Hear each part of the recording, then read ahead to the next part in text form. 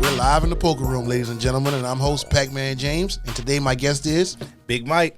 What's going on, BigMyke? How you making it on this beautiful day? Oh, man, I'm having a good time, man. I want to say thanks for having me out, bro. I really appreciate this opportunity, like, for real. I appreciate you for coming, BigMyke, because you could have been anywhere else, but you chose to be here at the poker room at the beautiful Acadiana Cast studio. Well, you could have had any other guest, and you reached out to me, so that's an honor, bro, like, for real. I really appreciate it. I could have, but your work is not going unnoticed, and I like to give Eric, you know, the name of my company is Chances Makes Champions, and you're definitely a champion because you take multiple chances. Thank you, brother. Thank you. So let's start with this. How did you get into poetry? Well, I started writing poetry back in 2013 as a result of me going through what I consider to be the toughest part of my life. Within like a year span, I lost my job of like 7 years at the time. I lost my dad, and then I lost my marriage at that time. So instead of turning to other things of negativity, I found poetry and used it as a ventilation. Poetry was my release. And in writing, I found I had a talent, so that's basically what stemmed it. Okay. Did you like to write growing up in school? No, I in school I kind of did, but I didn't do it often. Like when we had those creative writing projects, sometimes the teachers would put us in groups and I would be like, well, look, y'all, I got the writing part. But didn't think much of it, and it wasn't much that I was doing it. But one thing I've always liked till this day, I've always been a fan of lyrics. Okay. And of meanings, and music and songs, especially hip hop. And I'm a hip hop head, and when I listen to hip hop, I like substance. Me too. I like wordplay. So I've always been a fan of that. And I guess it just started coming out when I finally started to write on my own, motivated from, the issues I was going through at that time. Okay. As I've done my research, I couldn't help but to notice you direct screenplays. Yeah, I did. I've directed a play on 3 separate occasions. And can I brag a little bit? Most definitely do. Like I said, can I talk my shit a little bit with Man, pop your shit, bro. Pop your shit. My very first screenplay opening night was to a sold-out crowd. So that's an accomplishment. The very first one? The very first one that I'm very proud of. And honestly, the play is one of my most proudest accomplishments as well, because what got me into that, my best friend, but I consider him my little brother, just Chris, the play that I directed was his. Okay. And he brought me on board or whatever to be his assistant to kind of learn. Well, unfortunately, Chris's health, he was having a battle with cancer, and his health, started to go down, so he stepped away. And one of the last conversations me and Chris had, he asked me, well, he basically told me, you're going to direct this play. And I'm like, what? Chris, you sure? This and they like, Myke, I have faith in you. Yeah, you're going to direct this play. And he made me promise him to put that play on the stage, so for me to do it and then sell it out on the first one, basically sell it out on the second one, and pack the house on the third one, and three in the 3 separate locations that he wanted to do it, is like a true honor, bro. Because we did it out here in Lafayette, sold it out. We did it in our hometown of Opelousas. I'm gonna say we sold it out. We might have been 2 tickets away. That's a sellout. Yeah, it's a sellout. It's a sellout all the way. And then we brought it to Morgan City, a place I've never promoted before, and we packed that house. And it took a local playwright that, anytime she does anything in Morgan City, they coming. And she was like, Myke, you actually brought more people in for your first run than I brought on mine. So that accomplishment is one of my proudest moments. I'm not even going to lie to you, bro, like for real. That's a big moment. Yeah. What are the mechanics of putting a screenplay together? Ooh. I know it takes a lot. It takes a lot. And I'm going to tell you this, when we did ours, we had to also deal with COVID. Okay. Because COVID season hit, the shutdowns hit, You know, so it delayed the original opening night that we had planned. Plus, with my cast members, I had one cast member that was out here when we started, and she moved to Houston. But I'm going to shout out because she still was dedicated and would still make those drives for rehearsals and for the shows. And then my lead actor, he was coming all the way from West Monroe. Okay. So you had to deal with that. You had to deal with COVID. We had to do a lot of rehearsals over the phone, on Zoom calls. So it is a lot. And then at the same time, it was a learning experience for me. But now who helped me out, and I'm going to shout her name out, Miss Tiffany Morgan.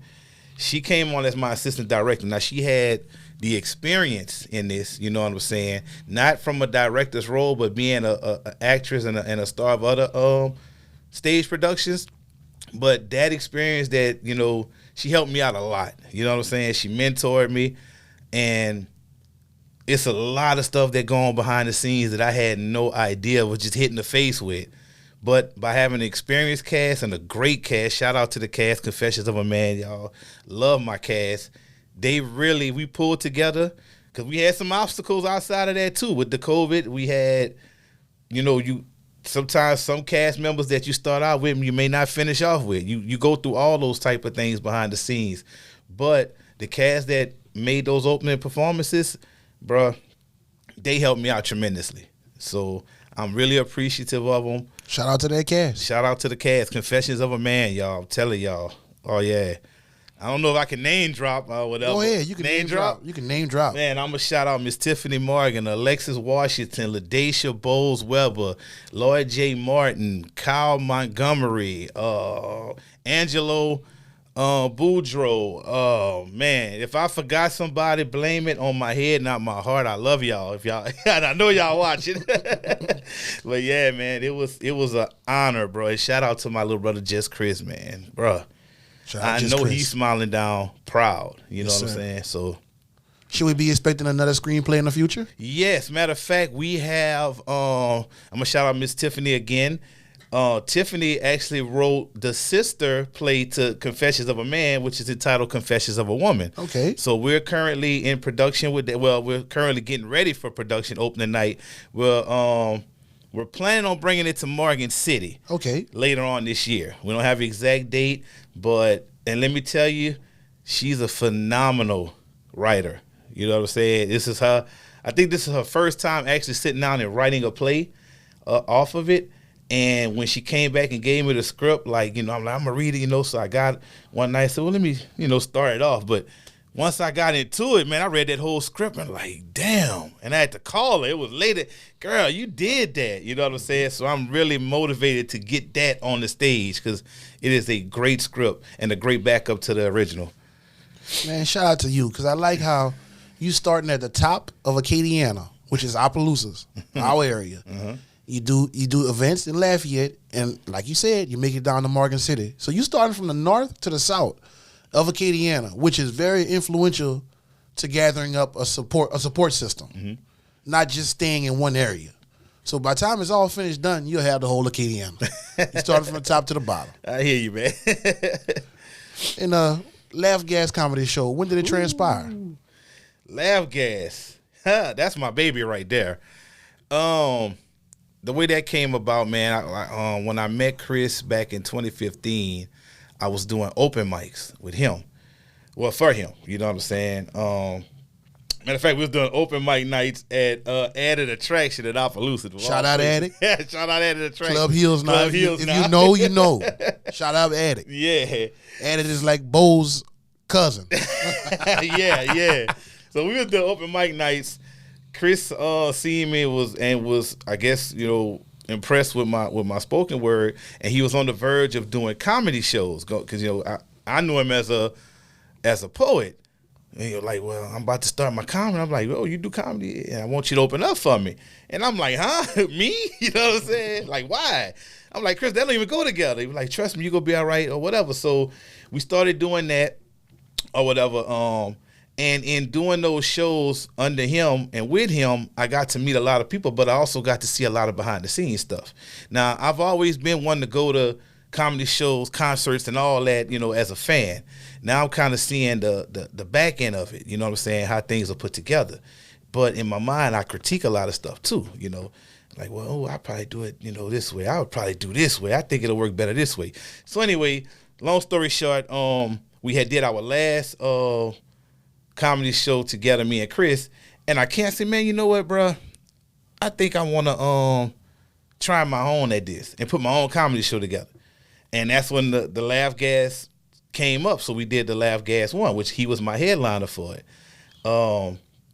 So got my list together, got my venue, you know what I'm saying? My venue was the Omni Center. It's no longer there, but it's a little spot downtown, kind of small, you know, or whatever.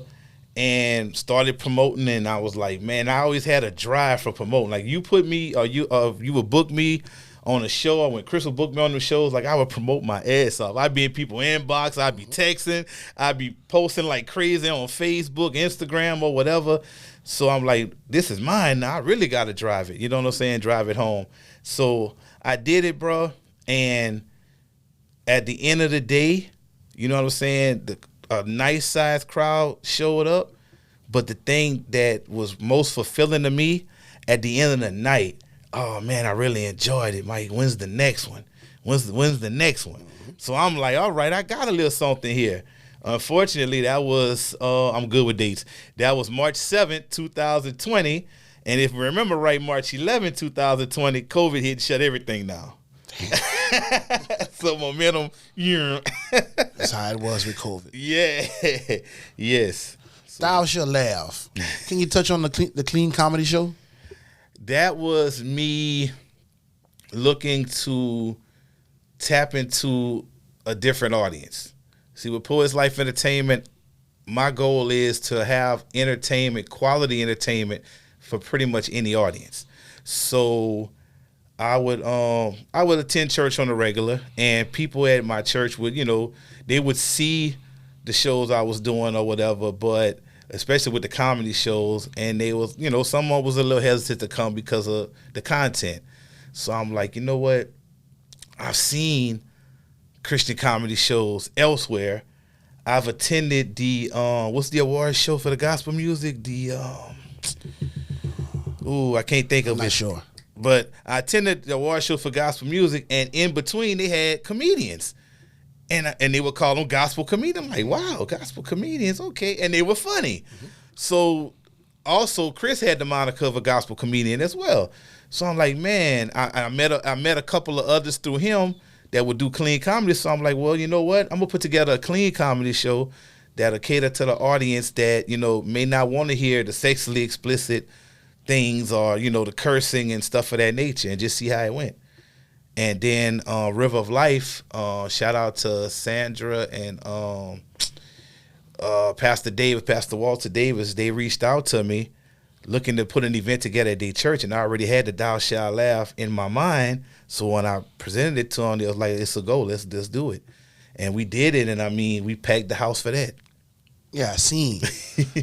Most definitely continue with the clean comedy show. Uh-huh. Was it the Stellar Awards? The Stellar Awards. There you go. Yes.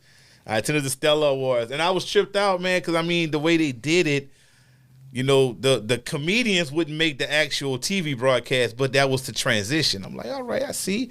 But they would keep the crowd entertained. They were funny, you know. So I'm like, all right. And I've never heard it. I mean, it was years ago. I was kind of young, but I was like, man, I never really heard it or thought about that. But it's a great concept. And I think it will work good out here. So I'm looking to do a Thou Shalt Laugh too very soon. Most definitely will attend. And the Stellar Awards, where was it located? In Nashville, Tennessee. Oh, I bet it was nice. It was nice, man. It was nice. What is your relationship with Just Chris? Just Chris was my best friend, and I see my little brother. We were real close, man. We were real close. We met doing shows or whatever, but it started from a friendship and it turned into a bond, into a brotherhood. So me and Chris had similar drives. And Chris was to say he was 5 years younger than me, he was probably he is my biggest inspiration when it comes to this entertainment. because I seen his drive. I seen the multiple things he would do. I seen his passion. I seen him. For those who don't know, Chris passed with cancer back in 2020. R.I.P. Just Chris. R.I.P. to my little brother, man. And I've literally was with him during his final shows. Matter of fact, his last performance, he headlined my Laugh Gas 1 show. And when he came that night, he was sick in the backyard. Like, he was really sick, right? So it got to the point I was like, Chris, man, just don't worry about the performance. Now, you the headline, you the last one up. You know what I'm saying? I had them scheduled to do me 25, 30 minutes. But I'm like, Chris, man, just don't worry about it. But Chris had these 2 models, and one I actually have on me, and every time I feel a need, I look at it, you know what I'm saying, tattooed on me, and it was keep pushing. Gotcha. You know what I'm saying? That was his thing, keep pushing. And his other model was the show must go on. Must go on. That's one of my mottos too. I love it. The show must go on. And it fit that night so much. This brother was sick, man. I was nervous in my first show. I'm nerved up. I'm a little better with that now, but my first show, I'm really nerved up. I'm, wanting the crowd to be entertained, wanting everybody. And then I had Chris, not doing well in the back. I went up front to check on something. I come back, Chris on Facebook Live cutting a promo. Now, he's sick as a dog, but on the video, you can't tell, He finished the thing. After he finished cutting the promo, he getting all the comedians, got me in on. After he finished, he sit down, he just hung his head. I said, Chris, man, look, bro, you don't have to, nah, BigMyke, the show must go on. I got you. He was driven. So I said, well, Chris, I tell you what, bro, how about you open up? Nah. Well, first I said, how about you go on a little earlier? Nah. I said, well, how about you open up? Nah. He said, man, you hired me to be your headliner, and I'm going to headline this. That brother sat through that show, and when it was his time, he came out there and gave 35 minutes and killed it. You hear me? And he was sick as a dog. To see that drive, because that was his passion. You know what I'm saying? Right. And I'm seeing that head on, and that motivates me. You know what I'm saying? Till this day. That's why I find I have a strong drive for Poets Life Entertainment. And to see that, if he can do that, then I can do what I do. And another thing too, Chris gave me a lot of advice. Because when I first started, when I met Chris, I was talented as a writer. I didn't have stage presence. I'd be nervous. I would stutter. And I had a bad habit. If I would be doing a poem and I fuck up, because I'd be like, oh shit, right. And he just gave me advice and kind of, helped me out and to get over that. You know what I'm saying? He put me in a lot of positions to advance my craft.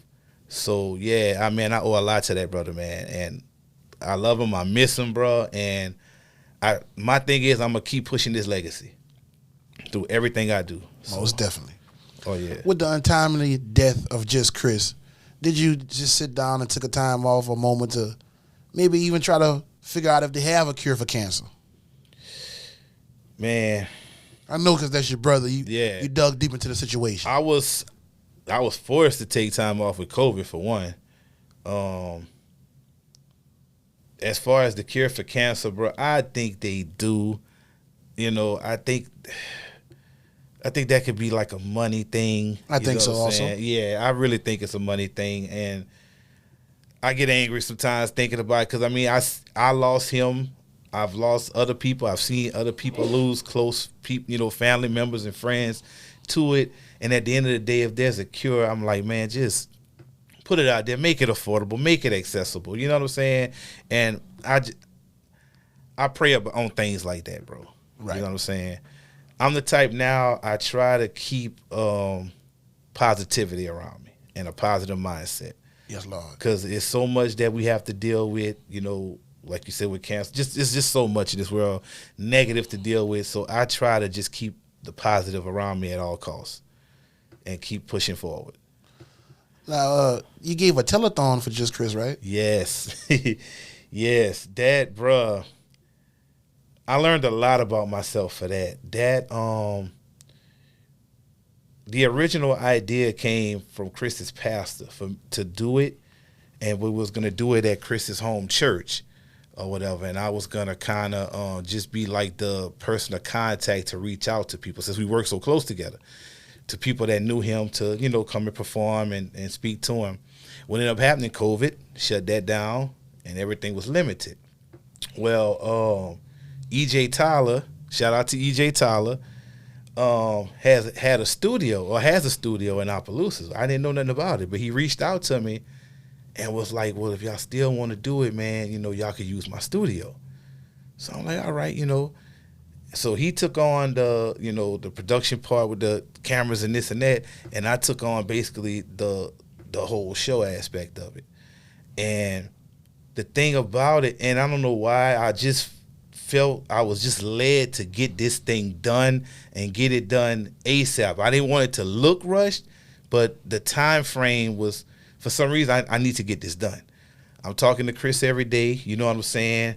And then it went from talking to just texting. Then it went from texting on his behalf, like I check on him every day, but it went from texting on his behalf, it just started dwindling. So I'm like, man, I got to get this done.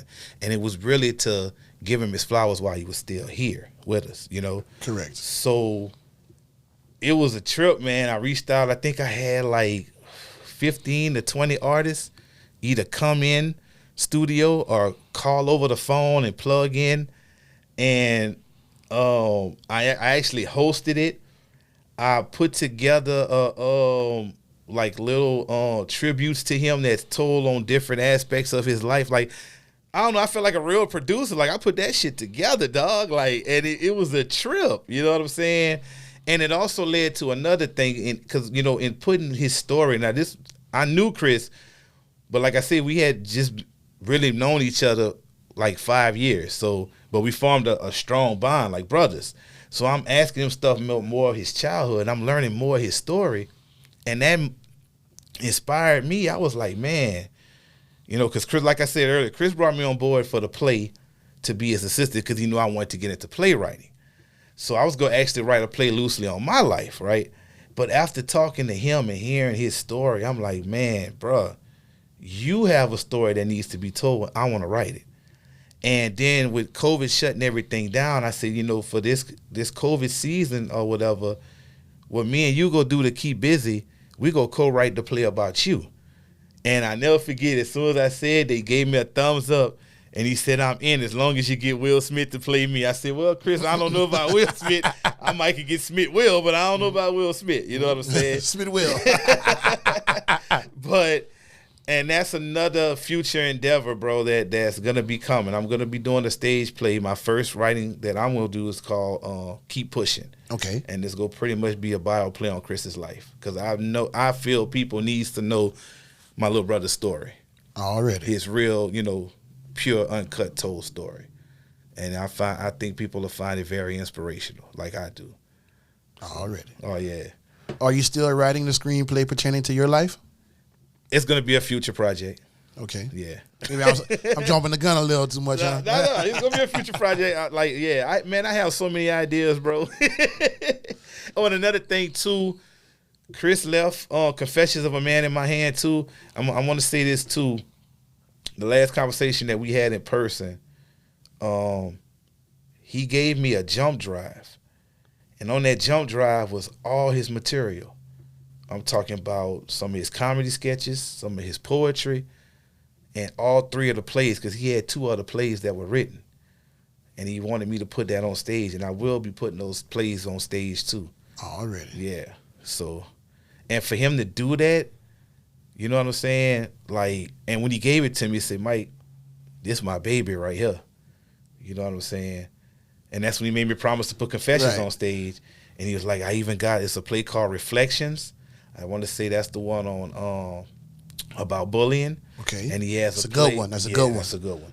And he has What God Has Put Together.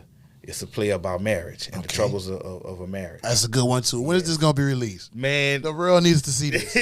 They coming. They are coming.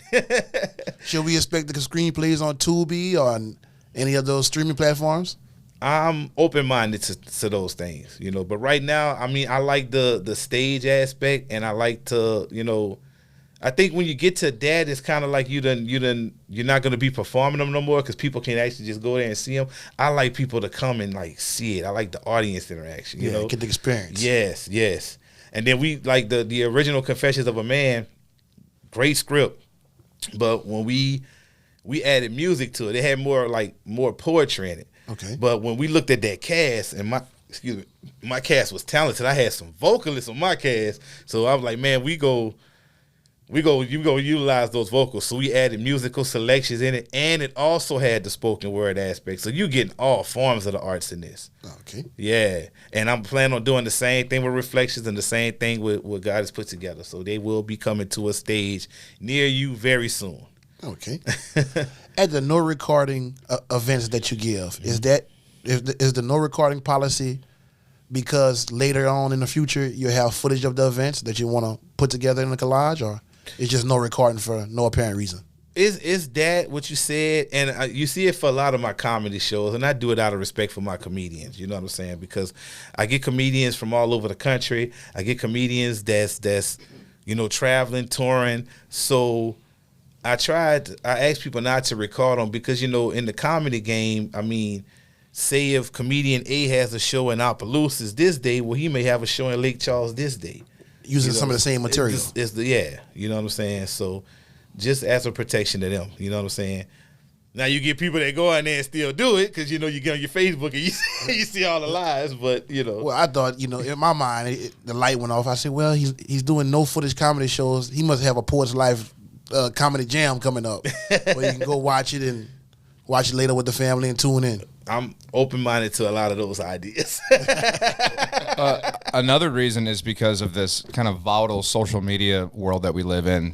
Comedians oftentimes when they're on stage, they're trying things out. They're experimenting with their art, and sometimes a joke doesn't land, and if it's not within the full context of like a 10-second clip, they could get quote unquote canceled or get backlash for something that they're trying to work out on stage in this free speech platform, but someone is taking away the ability of them by recording them and posting it and sharing it to others. Yeah, that's true. And that's the thing. The main thing is to protect my comedians. You know what I'm saying? So for situations like that, and from whenever they tour, So also, it takes you like the audience. It takes you out of the show. Like, be present in the art. Yeah. Like Carter said, it takes you out the show. If everybody knows you have footage, well, I'm not gonna watch it. I'll just wait. I'm not gonna go to the show. I'm just gonna watch it when it comes out. Yeah, like you saw when LeBron broke the points, Kareem's points record, and then everyone in the audience is just on their phones, in the crowd on their phones, taking the video of that moment. It's an experience, and that's the thing. I like giving experiences, man. I'm all about experiences now. Can you elaborate on Feed and Seed? What the venue? Yeah. Feed like, what is it? Like, it's an entertainment venue. Feed and Seed was actually more known for open floor concerts. Okay. But when I found it, I incorporated the comedy shows in it. And matter of fact, the first stage play that we did, and when I sold out, was at Feed and Seed. So I no longer do events over there now, but I'm gonna say Feed and Seed helped me build a brand, and I'm appreciative to them for all what they, the part they played in me building up Poets Life Entertainment. So we go shout out Feed and Seed, Shout out Feed and Seed. Shout out Feed and Seed. But yeah, it played a crucial role because if you notice, I did a lot of my early events there. You know what I'm saying? But it's a nice venue, bro. Some people, I didn't know nothing about it. After going there, and I would tell, oh yeah, I know, but they do, like, they known for doing like Zydeco bands and stuff of that nature. And I said, I'm doing the comedy show at the Feed and Seed. But then when they saw it, it was like, oh man, I like this venue. You know what I'm saying? So yeah, it's a good venue, man. I'm gonna have to check it out. Oh yeah. If anyone wanted to attend, perform, and just come and have a good relaxed vibe at TGIF at Lumberjacks, what can they expect, and how could they reach out to you to be a performing act? Well, for TGIF, it's just a pure open mic. You just come. If you want to, and as you can see, man, I am very accessible. My number's everywhere. I see. And when you call it, you're not getting an assistant. You're not getting somebody else. You're not getting a runaround. You're getting BigMyke himself. If I don't answer it, I'm at work. I'm doing something, but I return all phone calls and texts. But as far as Lumberjacks, man, you just come out, man. It's something. Matter of fact, shout out to Lumberjack Soul Food, Miss Tanya and Mr. Paul. Miss Tanya reached out to me because they wanted to do some after hour stuff, in the restaurant or whatever. And she noticed and I love the way she said I have a strong social media presence. Never thought of it that way, you know what I'm saying? It made me feel like I was the shit. So when she reached out to me, I said, well, man, I always wanted to do my own Not open to cut mic. you off, you all the shit. Nah, man. We give people their flowers over here while they standing up and not falling down. Thank you, my brother. You mentioned that you gave just Chris his flowers while he was standing up. Yes. And not laying down. Yes. So here at the Poker Room Podcast, we like to give people their flowers while they standing up. Thank you, my brother. I appreciate that, man. But yeah, she reached out and was telling me, so I said, well, I've been wanting to do like an open mic or whatever, So we just kind of put our heads together and she was like, come up with a name, go do it every other Friday, try to build it. You know what I'm saying? So we put our heads together. We had a list. She had her list of names. I had my list of names. TGIF came up and said, well, you want to do it every Friday? Thank God it's Friday, open mic night. You know what I'm saying? So, and it's growing, bro. We started out, we probably had a handful. The last show, we had a packed house. So, I mean, and you're getting more, and I'm encouraging any artists out there, man, any stage talent, poets, singers, rappers, musicians, comics. If you want to come out there and you're a skit writer and you want to put your skit on display, you know what I'm saying? We'll make the space for you. Just come out to TGIF. Free admission. Bar is open. We have a short order menu available, so y'all come out. And if you're just looking for something to do on every other Friday, on a Friday evening, just to get out the house, inexpensive, come take some local talent. I got to do a little shout. I'm sorry. Go ahead. I plug my ass off. Man, yeah, y'all come it. out to TGIF Open Mic, man, hosted by BigMyke, like for real. Anybody that has any questions, you can hit me up anytime, 337-486-8700. On any event, you know what I'm saying? But TGIF, yeah, and I encourage, because I get a lot of people in my inbox, like local artists. Man, how can I, so now I got that platform. I always say, I had a guy hit me up last week, man, thinking about doing comedy, bro. Blah, blah, blah. I said, well, dude, come out to TGIF, bro. You know what I'm saying? Write you some material, test your skills out. Keep coming, because the more you get on the mic, the better you go get. You know what I'm saying? See if it works, see if it don't. But that's the perfect opportunity for us artists of any sort that's starting out. So, yeah. An evening for life. An evening with Life Jennings. Excuse me, fumbled a little bit. Was one for the books. Yes, it was. Recap that night for us. I tell you what, bro. It was my first concert. It was a huge success. And my determination of success is, like I said, when they leaving out what they say. Man, the social media was blowing up. How it was a good time. How everybody enjoyed it. People was tagging me. People was in my inbox. People was blowing up the number, calling me. It was an all-in-all success, bro. But, Lord, honestly, I was glad it was over. It was a lot of work. It might have been a little bit more work than the stage play. Why you say that? Well, I mean, it was my first one. I didn't really have too much mentorship in doing the concert, so I'm learning like that aspect and doing that like just off of instinct. Now, there's a couple of people that I would get some advice from. Shout out Miss Stephanie. Shout out Miss Stephanie. Smallwood, yes. Just had a birthday. Yes. Carl T helped me with a little advice too. Shout out Carl T. And I'm gonna tell you another one that was really instrumental in putting that show together, man. I got to give him his flowers too. My man Audio, man. Oh yeah. Shout out Audio, bro. Audio, we got to get you on the show. Yeah, man. we got to get Audio. Yeah. Well, y'all got to get. I'm sorry. Yeah. No, but you might be able to plug that in and make that happen. Yeah, we got. That's a talented guy, man. Audio's next, bro. And he got now, and he's humble. And you see, that's the thing with me. Humility, and that's one thing in myself. I try to remain humble no matter what I find as far as success. You know what I'm saying? always remain humble. Audio, man, phone call away. Question, you know what I'm saying? Or sometimes he'll call me, Myke, you know, you should do blah, blah, blah. And it's not in an ugly way. It's like, man, I want to see you. I want to see you win. Yeah. You know what I'm saying? And I'm the same way. I want to see people win. Me too. So, yeah, he played a major role with that. You know what I'm saying? As far as advice and helped me out. But, yeah, bro, it was it was a lot, bro. I learned a lot, like what goes on behind the scenes. You know what I'm saying? And I took on a lot of that responsibility by myself. And people in my inner circle, man, you need to like get you help and get certain people. You need to like get you. I have a team. Don't get me wrong, but they say I'm too hands-on on my team on something. Well, if you do it yourself, it's gonna get done right. Yes. And good help is hard to find. It is hard to find. It is. It is. And my team is small, and I'm gonna shout my team out, man. Y'all know who y'all are. I love y'all, man. Like for real.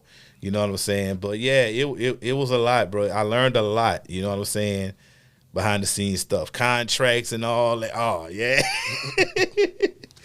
But in the end, it was worth it. And it just motivates me to keep going. And I got some more stuff coming. We're definitely waiting on it. Oh, yeah. Growing in Sexy 3, next Sunday. Yeah, Sunday, February 26th. Growing in Sexy. That is for that's like people that attend my events, because a lot of people confuse me as being a comedian. I'm not a comedian. I do everything else probably, but except comedy.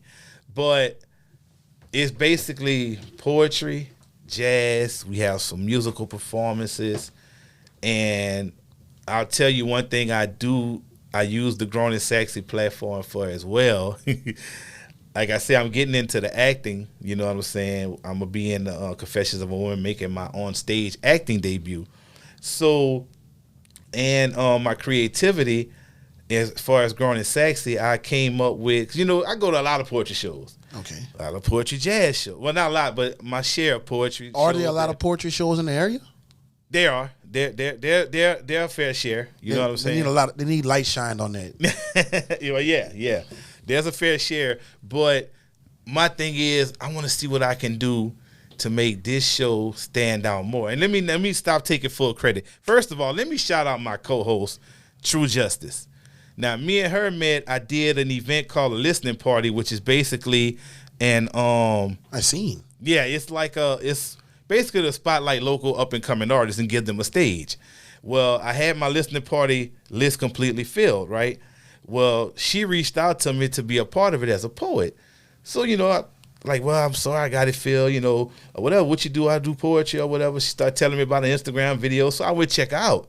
The girl is dope. I'm like, shit, I need her on this show. You know what I'm saying? Well, anyway, I called her back or whatever, and we just was chopping it up. And she had told me, I did a poetry show, and I saw it. I didn't know it was her, but I saw the advertising for it or whatever. So I said, well, you do, this and that. So we just start running ideas of what we was trying to do with our shows, and our ideas were like similar, like so similar. Like we was finishing each other's sentences on certain things. So I'm like, man, you know what I'm saying? I'm thinking in my head, well, how about we just collab? Because I've never been the one where you have a female host, male host. You know what I'm saying? Okay. And then we thought about the jazz thing. So we're like, man, we go find some kind of jazz artist or band or whatever. So I put just an all post on Facebook. Got a couple others, but then Rob Sexy was also, a lot of people suggested him. So I started reaching out. Rob reached back. Rob, man, look, good brother, was excited about the opportunity. He's based out of Lake Charles, huh? Jennings. Out of Jennings, Yeah. Jennings, yeah. Yeah, I interviewed him. He's a former veteran. Yes. Cool dude. He is cool as shit. Badass saxophone player too. Yes. Is he Carter?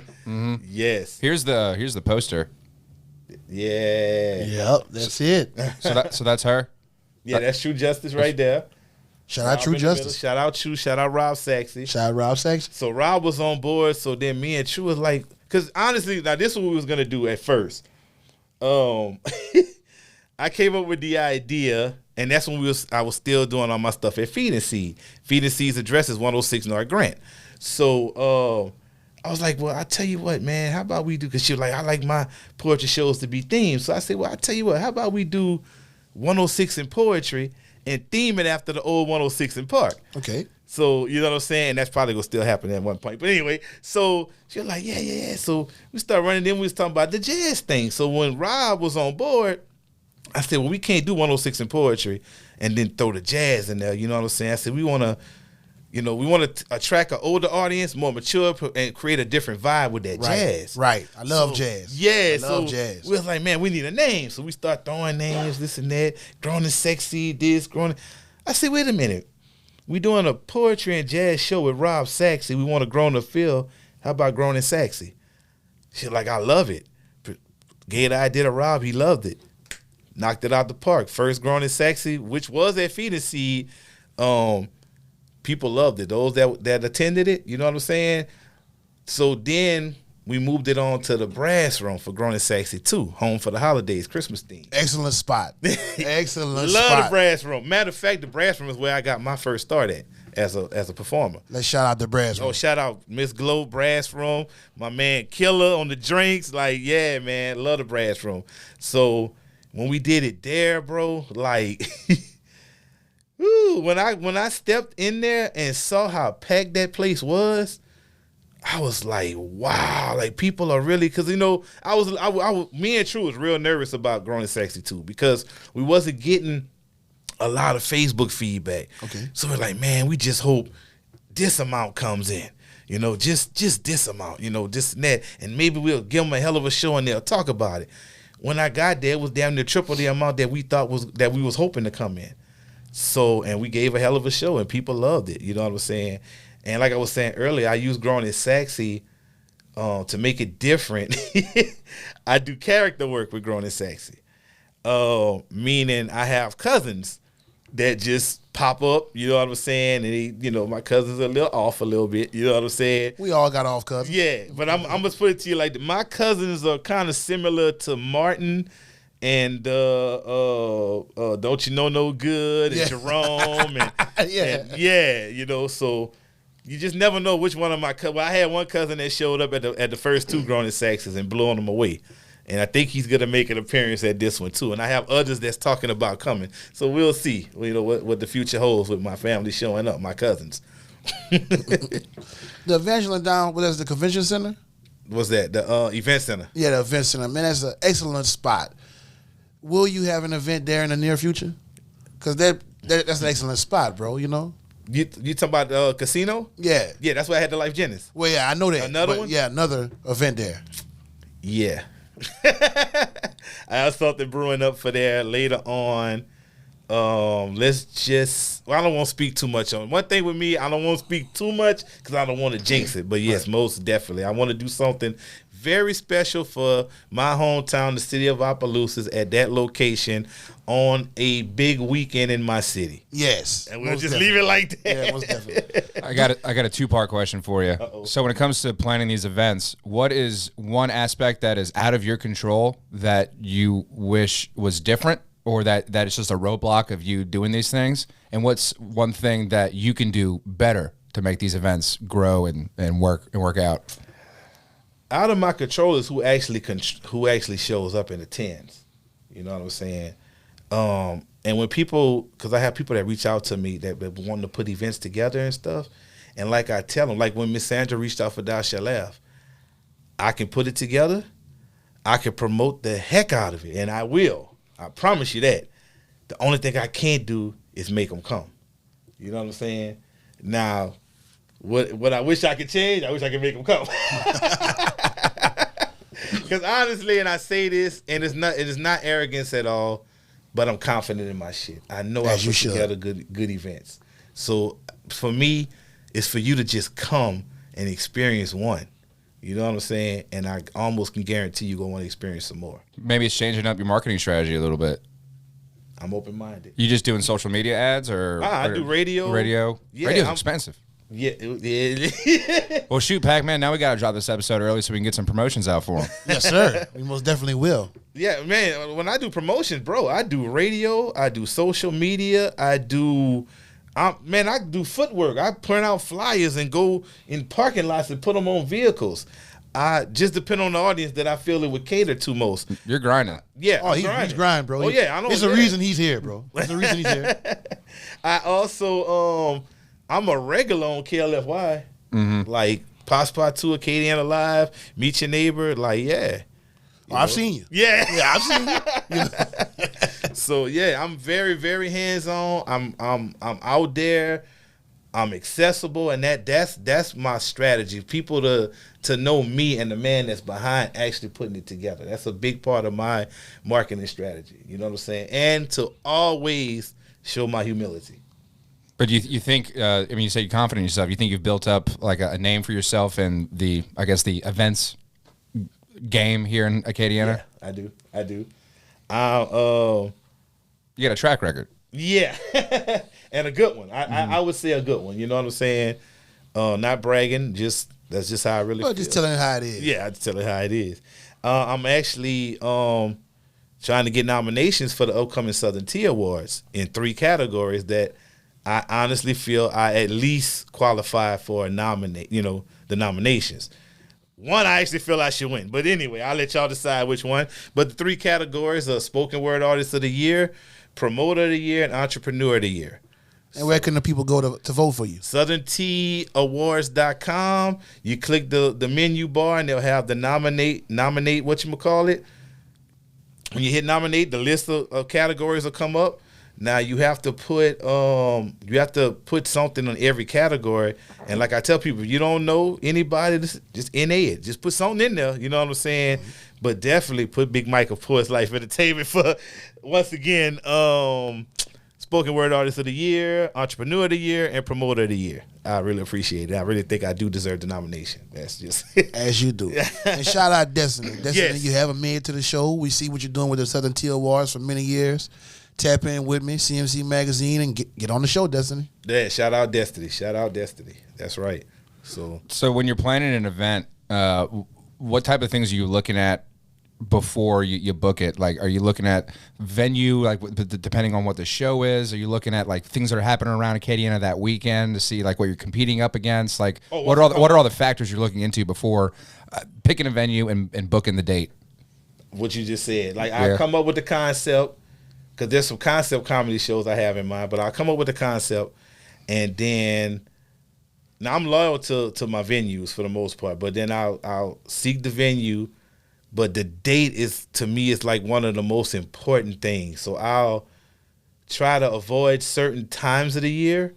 Like, for example, graduation season. I consider that basically mid-May to mid-June. You had the graduations, you got the graduation party. So I'll try not to do that. I'll try not to pick a date where there's other events going on. I try to make my event one of the only ones, and it's really impossible to do that, but not have it clash with something major. I definitely won't do an event on Bayou Classic weekend. Okay. It's just certain weeks or whatever that I just won't do it. The Life Jennings concert, honestly, the original thought process was for Valentine's Day. But then I thought about it, I said, well, everybody's going to be doing something on Valentine's Day weekend. So I'm going to come out with the first weekend. Initially it was going to be the first weekend. And I said, well, that's a little close to New Year's, but I'm going to put it in between New Year's and Valentine's Day, kind of in the middle, based on the availability of the venue and the artist, to where it'll be a standalone. I try to make my events as standalone as I can. You know what I'm saying? It don't always happen, but that's at least the thought process behind them. So, what's next for Poet Life Entertainment and BigMyke? Sky's the limit.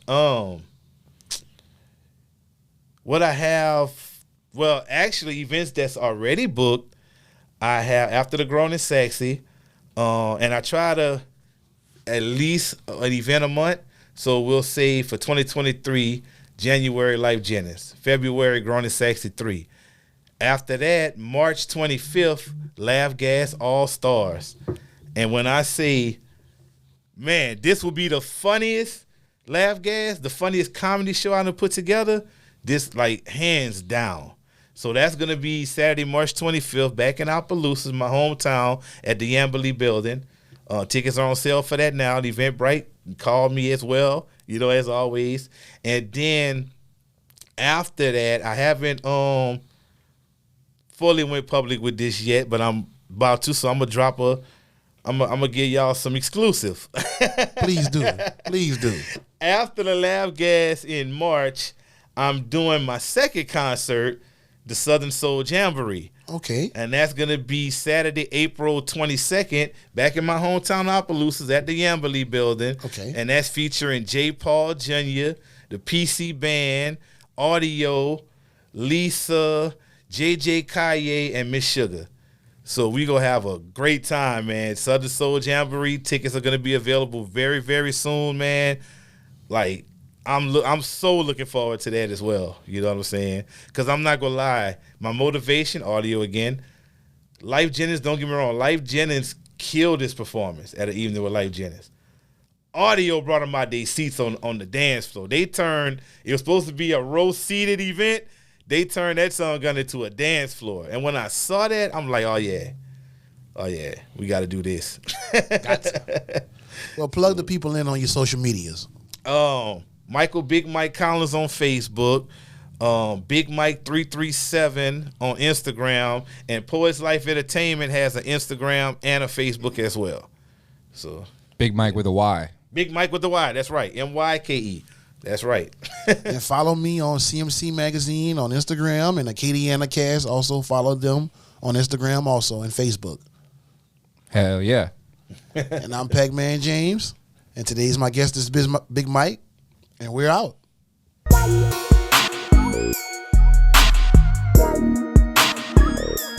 This podcast is part of the Acadiana Cast Network. Go to acadianacast.com for more locally sourced content.